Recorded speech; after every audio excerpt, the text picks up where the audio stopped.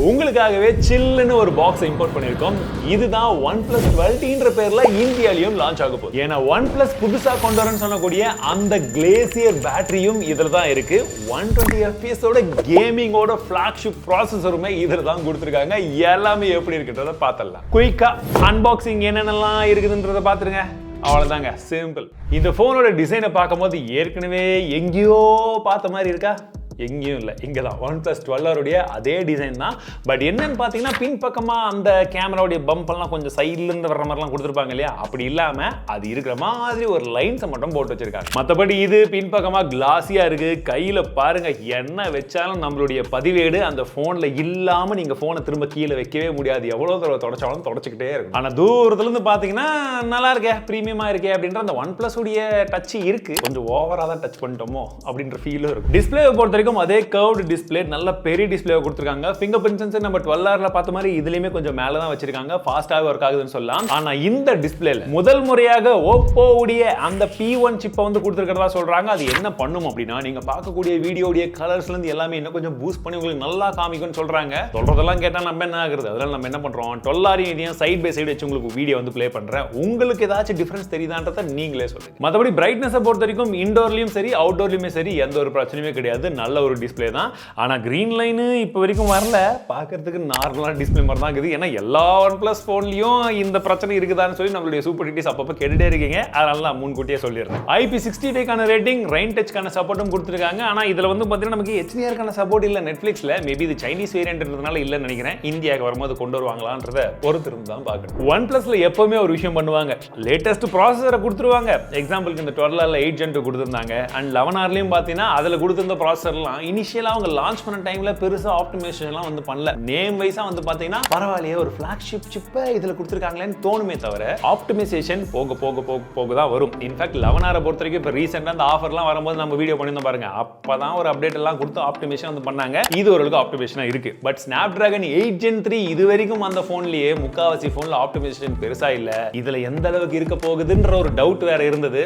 புது processor, OnePlus branding, அப்போ double doubt இல்லை. சரி, நம்மளுடைய டெஸ்டிங்கில் வந்து அந்த AnTuTu ஸ்கோரை பார்த்தீங்கன்னா 2 மில்லியன் ஸ்கோர் வந்திருக்குங்க. வாவ், செம ஸ்கோர் இல்லை.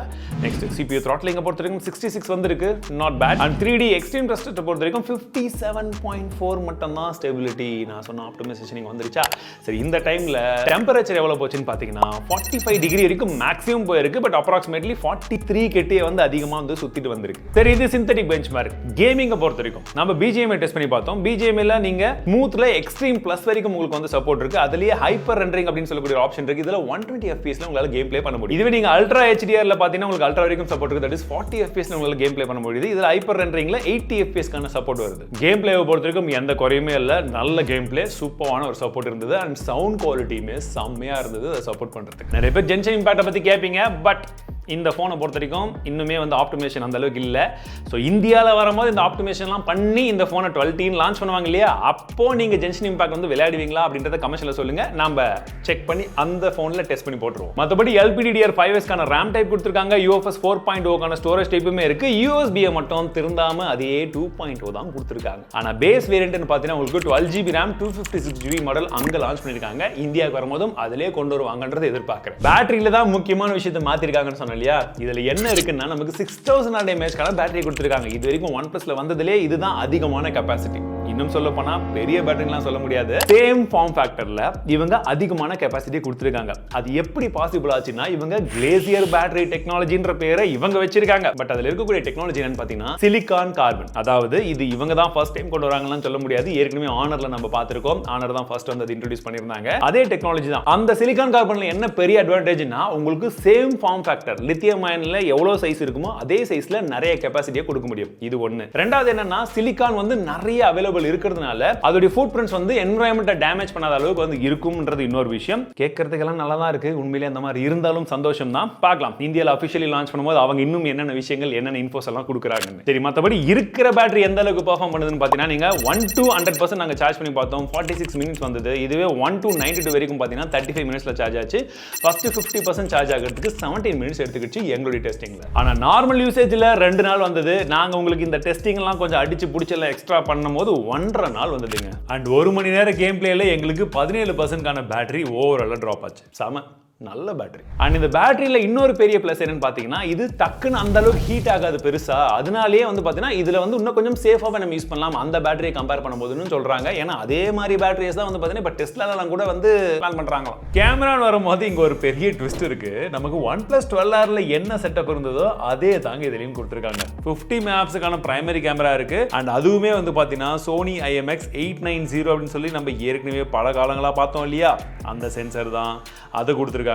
8 மெகாபிக்சலுக்கான அல்ட்ரா வைட் சென்சர் இருக்கு, 2 மெகாபிக்சலுக்கான மேக்ரோ அண்ட் 16 மெகாபிக்சலுக்கான செல்ஃபியை கொடுத்துருக்காங்க. இது ஹார்ட்வேர். சரி, இமேஜ் சாம்பிள்ஸை பார்க்கும்போது எப்படி இருக்குன்னா நல்லாவே இருக்குங்க. சர்ப்ரைசிங்லி நான் சைனீஸ் யூனிட்டை எப்பவுமே வந்து பார்த்தீங்கன்னா அந்த கேமரா சாம்பிள்ஸ் அந்த அளவுக்கு பெருசா இந்தியன் ஸ்கின் டோனுக்கு மேட்ச் ஆகாதுன்னு தான் நினைப்பேன். அப்படிதான் இருக்கும். பட் இதுல நல்லாவே இருக்கு. அண்ட் கம்பேரிட்டிவ்லி 12Rயுமே சேர்த்து நாங்கள் எடுத்து பார்த்தோம். அதுல ஒரு சில இடத்துல கூட பேக்ரவுண்ட் எல்லாம் பார்த்தீங்கன்னா சரியான ப்ராசஸிங் பண்ணாது, கொஞ்சம் ப்ளீச் அடிக்கும். பட் இதுல அதையுமே நல்லாவே ப்ராசஸ் பண்ணிருக்கு.